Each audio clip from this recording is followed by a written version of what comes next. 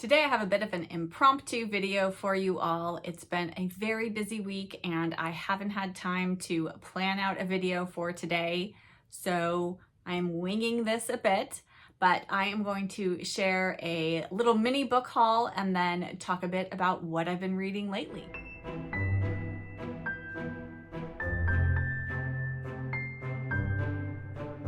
Hello book friends, I'm Jen and welcome to my reading life. Today is an impromptu video. As I said, I have had a very busy week. I just haven't had a chance to sit down and draft out a video for all of you. So I'm just gonna kind of fly by the seat of my pants today, as they say. And I do have a few books that I recently purchased that I wanted to share with you all. And then I thought I'd just talk to you about a few books I finished this week and didn't finish this week, and a few things that I'm currently reading. Let's just dive right in. The first part of my mini book haul includes two books from a publisher that I really adore, which is Persephone Books. Persephone Books are based in England, and I'm going to read you their little blurb about the books that they published. It says, Persephone Books reprints forgotten 20th century novels, short stories, cookery books, and memoirs by mostly women writers. They appeal to the discerning reader who prefers books that are neither too literary nor too commercial and are guaranteed to be readable, thought-provoking, and impossible to forget.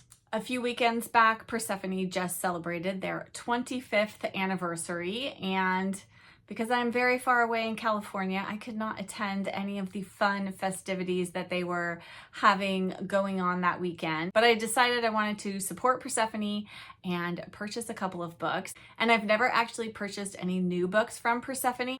The few Persephone titles that I own, I have managed to find secondhand, and I was very excited to make my first purchase of brand new Persephone titles. And I want to thank Miranda Mills for her wonderful video about her favorite Persephone books. That really helped me narrow down my choices, because every time I go to the Persephone website to look at books to purchase, I get overwhelmed by all the selection and all the wonderful books, and I just don't know where to start. So it was lovely to hear her talk about the books. I made a list of about 10 or 12 that are on my wish list, and I picked two of those to buy to celebrate the Persephone anniversary. And the first book that I picked is The Homemaker by Dorothy Canfield Fisher. And this is part of the Persephone Classics editions, where they take beautiful artwork and they print it on the cover of the book. And the cover painting is Crackers in Bed by Norman Rockwell. And this book is actually kind of an interesting one, and one I've had my eye on for a while. The Homemaker is basically a role reversal for a husband and wife. It was written in 1924, or published in 1924 originally. And in it, the husband in this family is no longer able to work. I think maybe he's ill or he has some sort of disability that's preventing him from working outside the home. And they decide to reverse roles, and he's going to stay home and do the house husbandly duties and take care of the kids, and she is going to go to work. And in 1924 in England, I think that was pretty much unheard of. And I'm so curious. I've heard so many wonderful things about this book, and I can't wait to get to it. So I'm very excited to have this one in my library now. And then the second book I purchased is one of the gray Persephone beautiful books, and that is One Afternoon by Sean James. And Miranda compared this to Rosamund Pilcher, and I adore Rosamund Pilcher, as you know if you've been watching my channel, and I am so excited for this. I don't really know much about it, and I think I'm just going to kind of dive into it blind, and very, very much looking forward to this one as well. And this one has beautiful end papers, as all of the Persephone books do. So it is just lovely to have both of these added to my personal library. And then the next few books that I purchased, I had a Barnes & Noble gift card that was burning a hole in my pocket, and I actually had some Barnes & Noble reward dollars to use. I'm part of their membership club, and so I got myself a few things that I really wanted. The first one is the next volume in the M Lion series. This is volume 6. Now the only one I don't own that has been published is volume 7, and I'm holding off on starting this one because I'm trying to tackle a few titles from my actual May TBR, but I don't know if I'll make it to the end of the month without reading this one. I think volume 8 is going to be published this fall, and I've been trying to space out reading these so that I don't have to wait a really long time for the next volume to come out, but I'm having a hard time restraining myself. So we'll see how long I can wait before I read this one and then volume 7. But I was really happy to pick this one up. And then the last 3 books that I purchased were all books that I really just wanted to have beautiful editions of. And 2 of them I've already read. So the first one is Heidi by Joanna Spyri, which I talked about. I read this in March, listened to the audiobook, just absolutely fell in love with it and wanted to own a beautiful copy. I purchased this Puffin in Bloom edition, and I am so excited to have it on my shelf. And I already have plans to buddy read this with a friend next March, and I can't wait to dive into this gorgeous, gorgeous book. And then next up, I am collecting these editions, and that is the Wordsworth editions of Jane Austen's novels, and this is Emma. I already have Sense and Sensibility and Pride and Prejudice, and I would like to own all of her novels that Wordsworth has produced in these editions. They're just gorgeous with this gold foil, and then they all have a quote on the back, and this quote says, "You must be the best judge of your own happiness." And I think I am going to reread Emma for Jane Austen July this year, and I'm very excited to have this beautiful copy. And then the last book is actually one that I haven't read but have been wanting to read because I'm such a mystery lover, and this feels like a large oversight in my mystery reading life. And that is The Adventures of Sherlock Holmes by Arthur Conan Doyle, Sir Arthur Conan Doyle, I should say.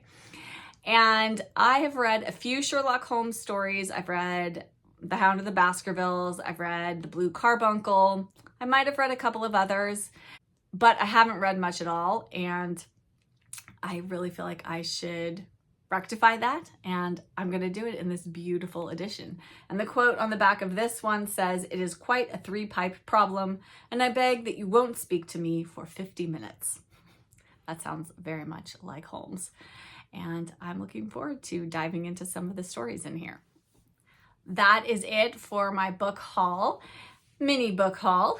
And so let's chat a little bit about what I have been reading, what I have finished this week, what I have not finished this week, maybe more to the point, and what I'm currently reading. The first book I finished this week was Darling by India Knight, and this is a retelling of The Pursuit of Love by Nancy Mitford, only it is set in the modern day. And this was such a delight. When I posted on Instagram that I was going to be reading this, I cannot tell you how many people reached out to me and said how much they love this book and how wonderful it is. And I completely agree. India Knight did a fantastic job of basically transplanting Nancy Mitford's story into the modern era. And she did it beautifully, I think. She has kept the character names all the same, the places all the same, so it's very easy to keep track of. The story is pretty much exactly the same with some minor changes to make it fit with our modern day. It really, really works. I think one of my very favorite things about this book and my very favorite character in it is Uncle Matthew. I actually didn't love Uncle Matthew in The Pursuit of Love or Love in a Cold Climate. I just find him very off-putting. He's very abrasive, and it's just really hard to get a read on him. And Franny, our narrator, she's very scared of him, and so that comes across. But in here, he's blustery in this book, but he's so funny. And he's a former like hard rock, heavy metal band lead singer or lead guitarist. And he was famous, hugely famous in the 1980s, but now he's retired. The band is defunct, and he's living off of the royalties of all of that. And he's just hilarious. And there is a whole section in here at the beginning of the book where India Knight goes into all of the things that Uncle Matthew hates. And I'm just going to read you a little bit because it's so funny and it gives you a really good flavor for what the book is like. It says, "But none of this made a speck of difference to Uncle Matthew. As well as hating the posh, he also considered many posh things intolerable, although again his interpretation of posh was in places individual to the point of eccentricity. Some of his pet hates were obvious enough. Cravats, yellow corduroy, little Englanders, loud braying voices, people who said shampoo or fizz for champagne. Rather snobbish of you, Aunt Sadie had once pointed out to his fury. Some were less so. Soap with a pump dispenser, cufflinks, thin socks, overcoats, which he considered both posh and effete, umbrellas, pugs, virtue signaling, Dijon mustard, scented candles, English nursery food, including, to our sorrow, mashed potato. Curry, on the other hand, could do no wrong, though he also hated the generic word curry and always used the dish's specific name. He hated aftershave, claret, all tweed excepting that from the Isle of Harris, Englishmen who wore tartan or sashes or cummerbunds, just admit you're fat, fatso, anyone with any kind of special food regimen or intolerance whatsoever, people who said huzzah, electric gates, feelings, water features, blazers, smooth drives. Ours was pitted and potholed to the point of no return. Hardback novels, people who thought of themselves as literary and said things like, I'm a great reader. And it goes on for like 2 or 3 pages. It is hilarious. I found this to be laugh out loud funny and so witty. And if you've enjoyed The Pursuit of Love, I highly recommend reading this. Even if you haven't read The Pursuit of Love, I think you can still enjoy this. But definitely knowing Nancy Mitford's novel will just add to the pleasure you get from reading this one. Highly recommend. Next up was my pick for Read Christie 2024 for May, and we were to read another book set in the 1930s, and I decided to pick a book that I actually have a special connection to, and that is Cards on the Table. And I've never read Cards on the Table before. However, I did star in the play version of Cards on the Table many, many years ago. And I wasn't the star. I had a supporting role. I played Rhoda Dawes. She is a friend to a young girl who is present when the murder takes place. And yes, it was a very fun role to play. And here you can see my highlighting of my lines and some of my stage notes. And I had a great time performing in this. We did it actually at an outdoor theater, which was both fun and freezing some nights when the fog rolled in. And it's very fun to be trying to play a scene that's supposed to be indoors when your dress is blowing up all over the place, like Marilyn Monroe's famous dress over the city grate. And so I have been wanting to read the book that the play was obviously based on for a long, long time. And this has been sitting on my shelf forever. And now I have finally gotten to it. And I thoroughly enjoyed this one. Different from the stage play, Poirot does feature in the book. He is not in this version of the stage play that I was in. I thought this was a really fun mystery. And even though I know what happens because I was in the stage version, it was just fun to see some of the differences in this. We have a number of Christie sleuths in this one that show up in some of her other novels. So in addition to Poirot, we have Ariadne Oliver in this one, Colonel Race, Superintendent Battle. They are all involved in solving the mystery in this one. I definitely recommend this one if you're looking for a good Poirot mystery that's maybe a little bit under the radar. I don't hear many people talking about Cards on the Table, but I actually think this is fun. Though there is quite a bit of discussion about bridge, which went completely over my head because I do not know how to play bridge. So if you do know how to play bridge, you will have one up as a reader reading this one and understanding what's going on with the bridge games. But very fun. Next, I'm going to talk about 2 books that I DNF'd this week. Yes, 2 books in 1 week, which that's not a great record, but it happens sometimes, right? The first book I DNF'd was The Fountains Overflow by Rebecca West, and I was buddy reading this with 2 of my friends, and I was just expecting something very different from this, and I wasn't enjoying the tone of it, and I wasn't enjoying really any of the characters, in particular our narrator, which is this is about a family, and one of the daughters narrates the story, and the father was stressing me out, the mother was stressing me out, I didn't really like the daughters in the story, and I just decided this wasn't the book for me. Yes, which was very disappointing because I was really looking forward to it. But sometimes that happens. Sometimes books you really think are going to be wonderful just turn out not to be quite for you. And that was definitely this book. And then the second book that I DNF'd, which I just decided to give up on today, and that was Mothering Sunday by Graham Swift. And I was really hoping this was going to be wonderful. Mother's Day is coming up this Sunday here in the US, and I had high hopes for this, and I was utterly disappointed. I don't know what I was expecting. The subtitle of this says, a romance. Can you see that? There's nothing romantic about this. Nothing. In this, we follow Jane. She is a maid at an English manor house, and she is having a sexual relationship with the son of the neighboring estate. And the son is about to be married in a week or 2, but they've been carrying on this liaison for, 5-7 years, a long time. And they are meeting up on Mothering Sunday.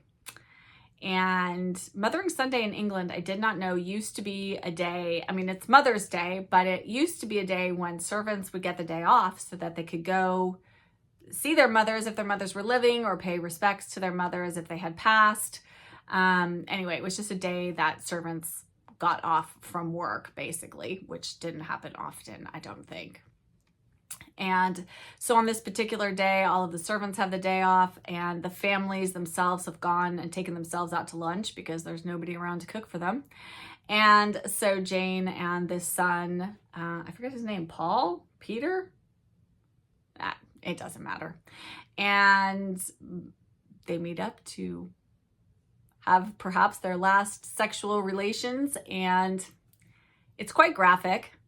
And then I just felt like Graham Swift does not understand women. I didn't find Jane to be believable as a woman at all, and particularly as an English maid in 1924. Her thoughts and behaviors did not at all, to me, feel like they were realistic in any way, shape, or form. And I'm not sure what he's trying to do with this book, but after about 90 pages of this very short, I think it's 177 page novella, I just decided I don't want to anymore with this, because I wasn't enjoying it. And life is too short to read books you're not enjoying. So that is that. And then next, I will talk about the 2 books I am currently in the middle of and thoroughly enjoying. And the first of those is Anne of the Island by L.M. Montgomery. And I am just slow reading my way through this. I'm reading a chapter or so every day, every couple of days, and I'm just gonna enjoy it, finish it when I finish it. And it's just lovely to be in Anne's world again. And I had mentioned I was going to dive into this one after having watched the TV miniseries and reading Anne of Green Gables, the graphic novel. And this has been just lovely to be back in Avonlea again. So thoroughly enjoying that.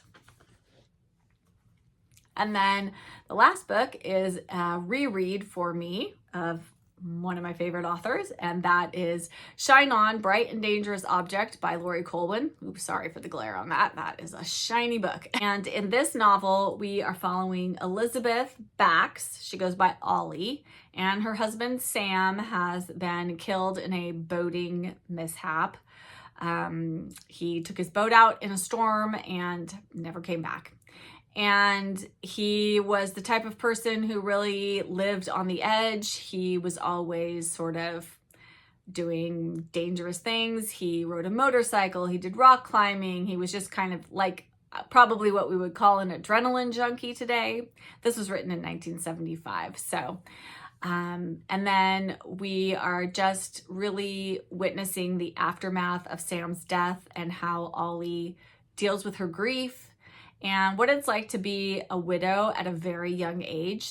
I believe she is 27. Yes, she's 27. And it's really about her, reconciling being a widow and what her life is now like and the decisions that she makes and her interactions with Sam's family and with other people that she runs into and friends of his and just different relationships that she has. And it's got Laurie Colwin's signature writing style, and she just does characters and that sort of getting inside people's heads in a way that I just really love. And I think she does that in such a beautiful way. So I'm thoroughly enjoying this. And that's pretty much it for what I am currently reading or have just finished this week. And I'm hoping to pick up, I need to read both my book club book, which is Something Fresh by P.G. Wodehouse, and I need to get started on Lark Rise to Candleford, which I am reading with the Quiet Classics group over on Instagram. And so I do need to get started on one of those two very soon. I have my book club meeting in just a little over a week, so I really should get on that. That will probably be up next. I would love to chat with you all in the comments about anything bookish, about any of the books I mentioned here today, or what have you been reading? Tell me. Have you read something really wonderful this week? Did you read something not so great? Did you DNF anything? I'd love to hear that as well. Let's just chat about all the bookish things. If you could give this video a like and then hit that subscribe button if you aren't already subscribed, it really helps me out and helps my channel to grow. As always, thank you so much for being here, for commenting, for liking, for interacting with me. I really do enjoy it so much, and I'll be back with another video very soon. Bye.